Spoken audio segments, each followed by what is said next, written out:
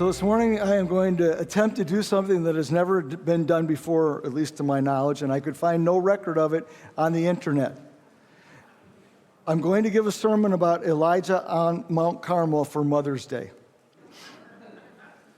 And the reason for that is basically because it happens to be where we are in the middle of our series on Elijah. But I also think it happens to fit the day pretty well. And it's not because Elijah was a mother. He wasn't. In fact, we don't even think he was a father. He was just a single guy. And it's obviously because the story is not so like uplifting and, pretty and whatever like that. It's kind of a dark story. But it's because I think Elijah found himself in a situation that we often find ourselves in as parents, or maybe we even find ourselves in this in life. It's not just parents. But he was asked to do something that was like beyond what he was personally capable of doing. And if you've been a parent, that's what the whole parenting thing is, right? You're supposed to raise a kid that comes and becomes a productive member of society and a productive member of the church. And it's like, whoa, this is way beyond me. And so we can relate a little bit to what Elijah must be feeling. And parenting involves an awful lot of, if not impossible things, like hard things. And I was thinking this week, and this is a question, I guess, for all of us, is what do you think is the hardest part about being a parent?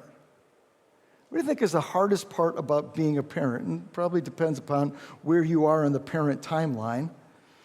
Like, it's hard sometimes just not knowing what to do with certain situations.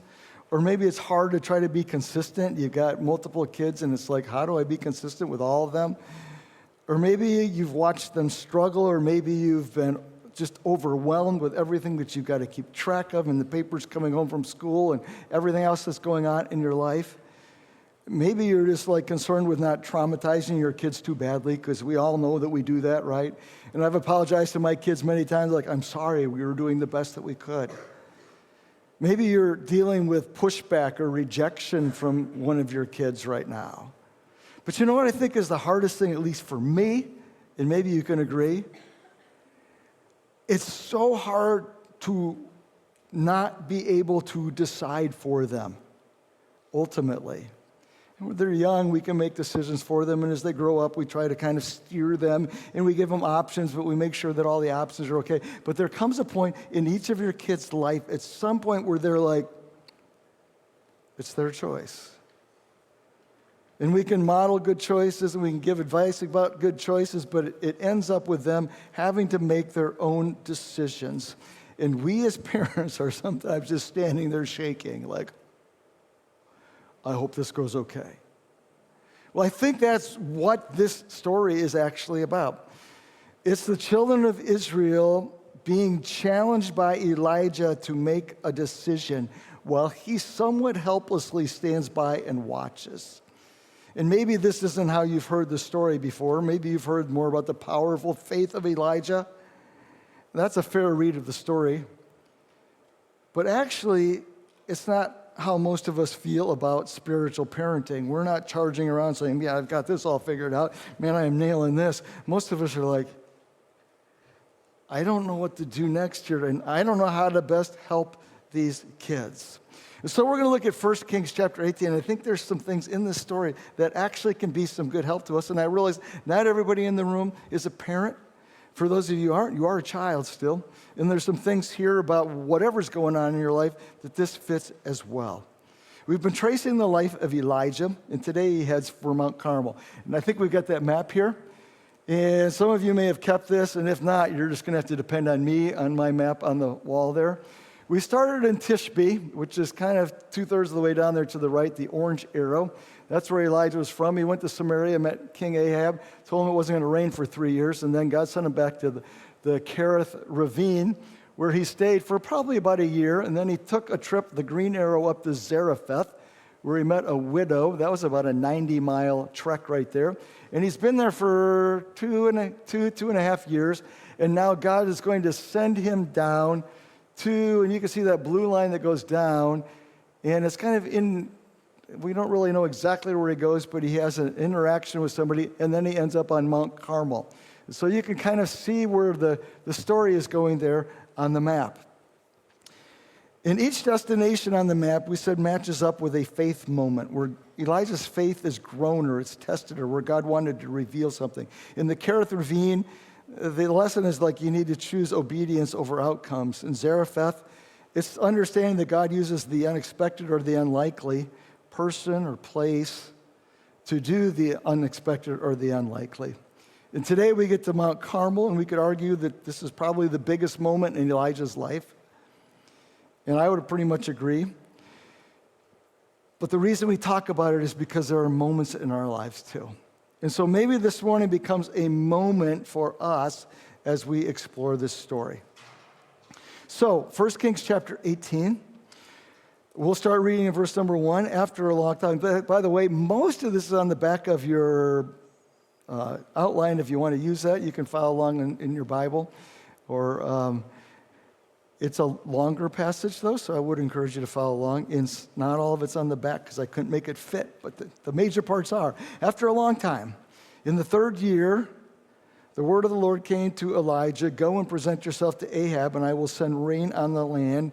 So Elijah went and presented himself to Ahab, and I think this is just a great place to start here. God comes and says, "Go," and Elijah went. And I think as we look at this whole thing of parenting and helping our kids with better decisions and with influence, it starts here. Listen to the voice of God in your own life. Listen to the voice of God in your own life and obey. And this is something that we see continually in the story of Elijah. In chapter 17, God sends him to Ahab, so he goes. In chapter 17, verse number 2, God says, "Go to Kerith." In verse number 5, it says, so he did what the Lord told him. In 17:9, he said, "Go to Zarephath." In 17:10, so he went. In here, God says, "Go present yourself to Ahab." So Elijah went. And if God tells us to do something, we need to do it. And that may be, like right there, the most important thing that we hear today. As parenting or just as Christ followers is what God says we need to do it. But as in parenting, it's an encouragement to us too, because it reminds us that we're in a partnership, that we're just doing what God wants done. So God's got a lot invested in this too. It wasn't just that Elijah's going off on his own. God's like, "I've got something I am doing. I'm just going to use you." And that's what's going on in our families too. God says, "I got something I'm doing in your family, and I'm going to use you." Parenting is a partnership. We work together. And for the most part, God expects for us to be his feet on the ground. But listen to the voice of God in your life. We keep reading. Now the famine was severe in Samaria, and Ahab had summoned Obadiah, his palace administrator.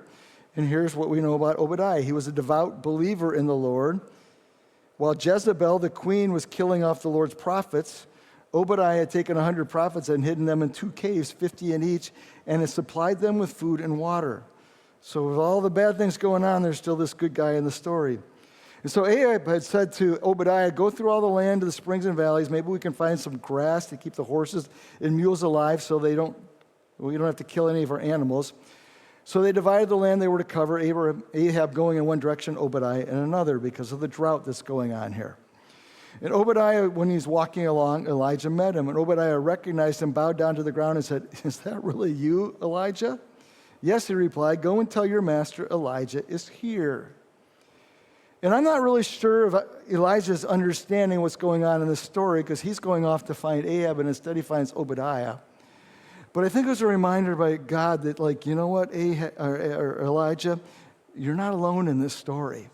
You feel isolated. You feel like this is all on you. You feel like nobody's following God right now. But there are other people. And the point here for us is to look for the Obadiahs in our story, the allies who are on our side.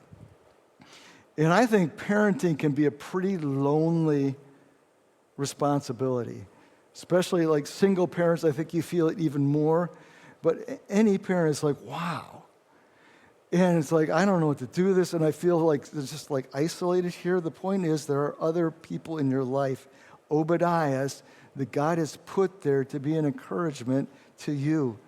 You are never alone in your parenting. You're never alone in anything that you're doing for God. But I might encourage you, like if you're struggling, feeling like I'm so alone, like, well, then reach out. I promise you there are no parenting experts in this room, but there are some people in this room who have parenting experience. And that means they can maybe give you some helpful advice. It may mean they can give you a shoulder to cry on because they have cried those tears as well.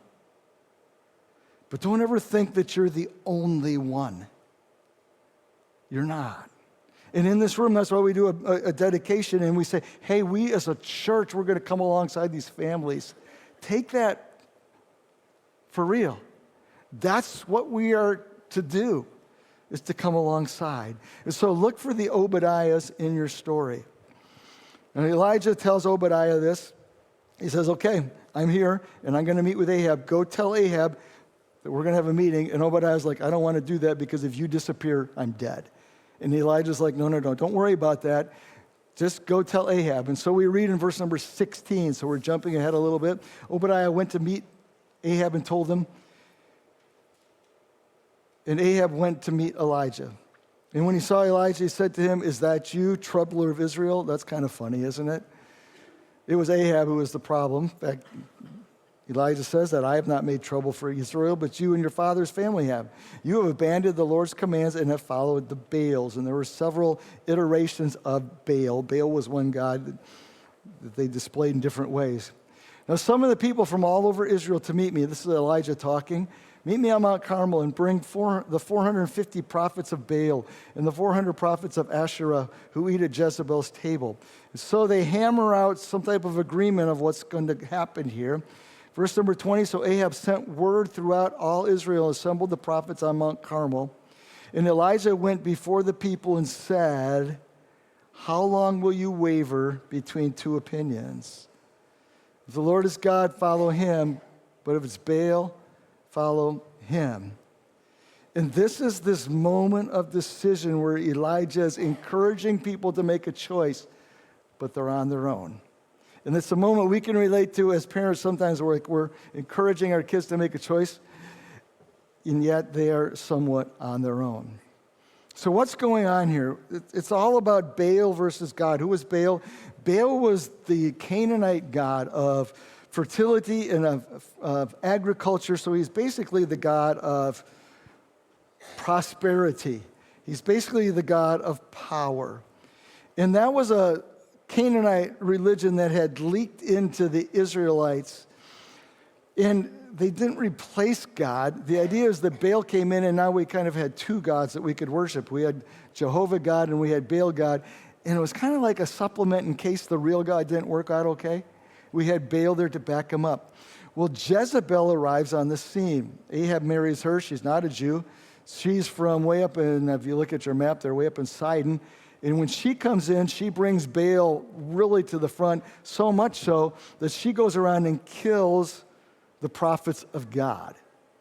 And so what's happened here is we've got this replacement God now. It didn't start out that way. And even the Jews would have said, no.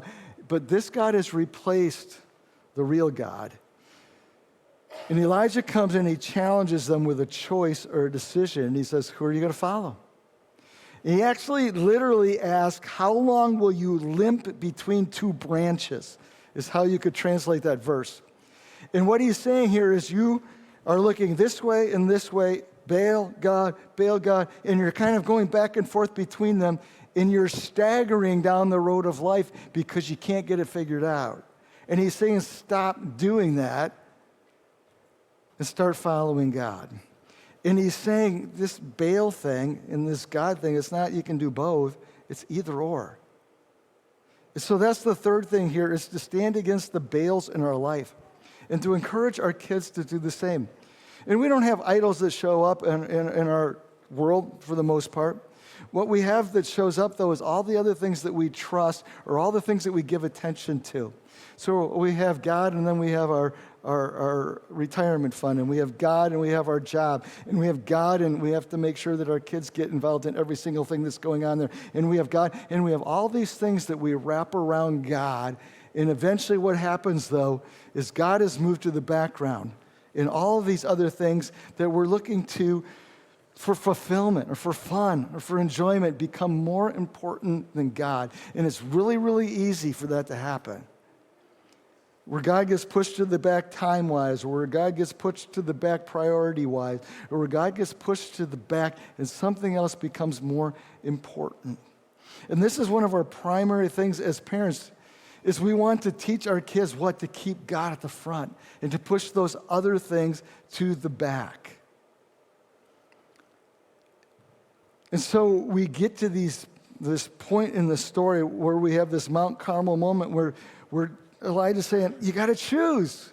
And what did the people do? End of verse number 21. The people said nothing. They're undecided.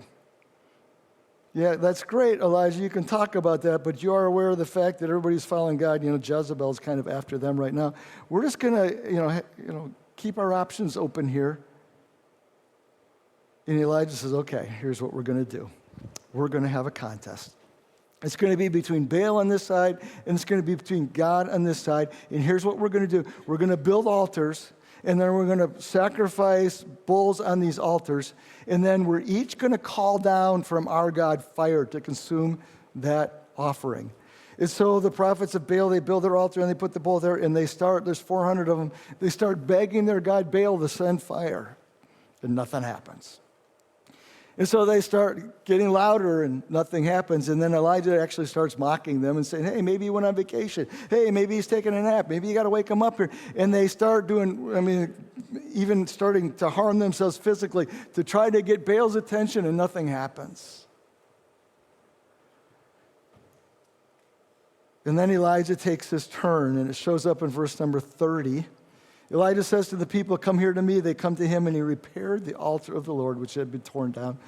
The demonstration of these prophets of Baal had actually banged into this altar that Elijah had built, knocked it over, and he says, hey, let's put this back together here. And I think that's another point for us to remember, though. We need to fortify the altar, the spiritual places in our lives. We need to repair them if necessary. And so we're turning from Baal, but what we're saying is we're going to prioritize God. We're going to prioritize the spiritual in this family. It's going to be more than just going to church. It's going to be the way that we live, in the principles that we follow, the daily practices, the daily conversations, even like that verse that we read earlier. When we sit at the table, we're going to talk about it. When we walk down the road, we're going to talk about it. But fortify the altar in your story. In verse number 31, Elijah took 12 stones, one for each of the tribes descended from Jacob, to whom the word of the Lord had come, saying, your name shall be Israel. With the stones he built an altar in the name of the Lord. And then he has them pour 12 jars of water on this altar, so much that it pools completely around it. So his thing here is like, I'm not only going to ask God to do the impossible, I'm going to make him work for it. And so he just pours all this water over top of it. And he faces this moment, though, where he's not able to do something. And I think it's a big moment in the story, is when we face moments where we realize that we want to follow God, and it's beyond us. And so he can build this altar and he can pour water, but he can't make fire come down. And he gets to that moment, and we all wait to see what's going to happen. But I think that reflects our parenting sometimes. At some levels, we're pretty helpless. And we are completely dependent on God. Well, what happens? Verse number 36. Then the prophet Elijah stepped forward and he prayed. He said, Lord God of Abraham, Isaac, and Israel, let it be known today that you are God in Israel, and that I am your servant, and have done all these things at your command. I love that phrase, let it be known today that you are God. Verse number 37, answer me, Lord, answer me, so those people will know that you are God, that you are turning their hearts back again. And so what does he do? He prays, and God responds. And it says that the bull is consumed. Not only the bull is consumed, the altar itself, the stones burn up. The dirt beneath it actually is incinerated. But the lesson here is to pray, and then to pray some more. And this is the one option, this is the one opportunity, the one thing we can always do as parents. We can pray. But I love this prayer because I think it teaches us something here. Two things to notice. First of all, he says what? I have done what you asked, God. And there's an element where Elijah is saying, I'm going to put this back on you. I can't make fire happen. All I can do is I can do what you've asked, all the way down to the crazy parts about pouring water all over. And then it's up to you. And that's where we get sometimes in our prayers, as even as parents, I've done everything that I can. Now it's up to you. And so he is putting it back on God, but secondly, he's actually praying in accord with what God wanted. And I love this about Elijah, and one of the things he's known for is his prayers and his faith, but his prayers always seem to mirror exactly what God said. Like when he went to Ahab the first time, if you think back a couple weeks ago, I don't think he made up this idea. It's like, what could we do here? Okay, what do you think about this, God? I'm going to pray it doesn't rain. I think God gave him that. And so he's just praying with what God gave him. And as he goes to Ahab, I don't think that Elijah dreamed up this whole test here. It's that God gave him that. But he's praying in accord with what God gives him. And I love that. And I think that's such an important thing, that as we look at our families, as we look at our lives in general, it's like, what does God want? Well, then I'm going to pray in that direction.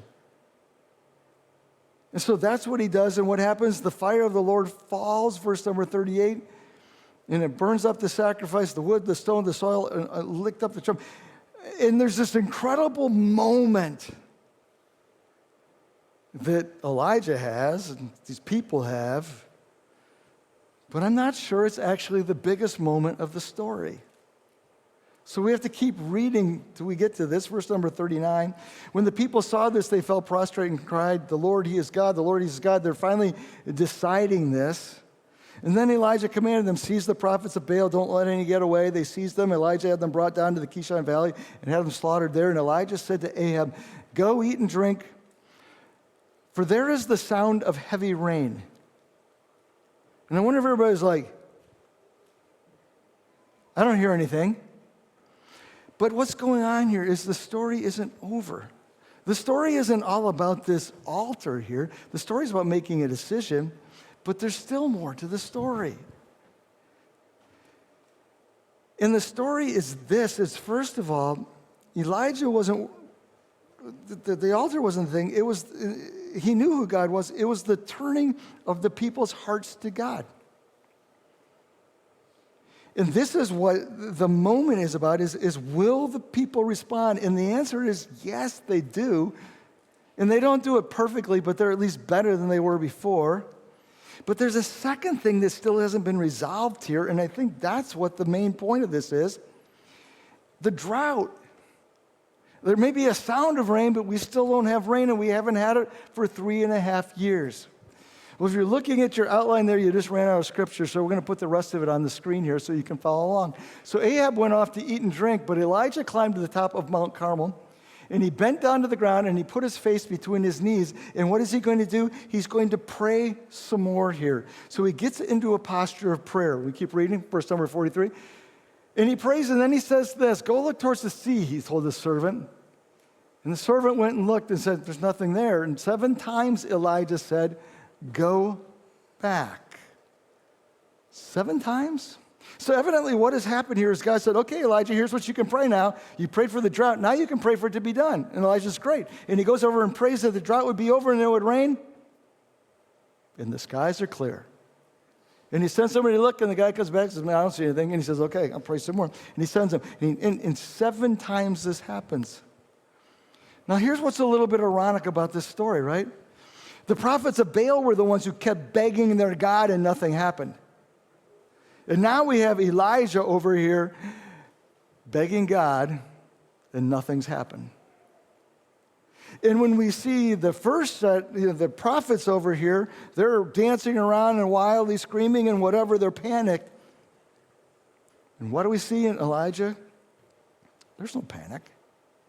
Because God said that it was going to rain, and he was going to pray until God came through on his promise. And that is really, I think, at the heart of this story here. Verse number 44. Whoops, we lost everything. Okay, listen closely. The 7th time the servant reported, a cloud as small as a man's hand is rising from the sea. So Elijah said, "Go and tell Ahab, hitch up your chariot and go down before the rain stops you." Meanwhile, the sky grew black with clouds, the wind rose, and a heavy rain started falling, and Ahab rode off to Jezreel, which is where the palace was.